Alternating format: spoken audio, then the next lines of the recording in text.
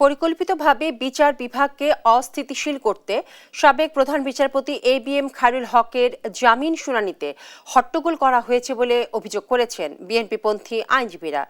মঙ্গলবার দুপুরে বিচার কাজে হট্টগোল করার প্রতিবাদে সুপ্রিম কোর্ট প্রাঙ্গণে বিক্ষোভ মিছিল এবং সমাবেশ করে জাতীয়তাবাদী আইনজীবী ফোরাম।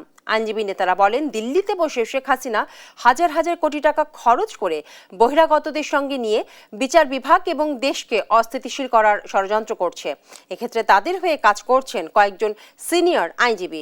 এজলাসে রাষ্ট্রপক্ষের আইনজীবীকে মারধরের অভিযোগ করে জড়িতদের বিচার দাবি করেন তারা।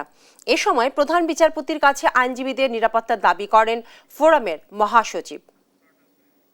আওয়ামী সন্ত্রাসীদের হাজার হাজার কোটি টাকা আজকে বিতরণ করছে কোর্টের অভ্যন্তরে বিশৃঙ্খলা করার জন্য, এবং সেই বিশৃঙ্খলার মধ্য দিচ্ছেন তথাকথিত ৩-৪ জন আইনজীবী, বর্ণচোরা আইনজীবী। আপনারা হয়তো জানেন না, এই বিচার বিভাগকে ধ্বংস করার জন্য মাত্র ৪-৫ জন ব্যক্তি ভারত থেকে টাকা পয়সা নিয়ে তারা গতকালকে আদালতে উপস্থিত হয়েছে।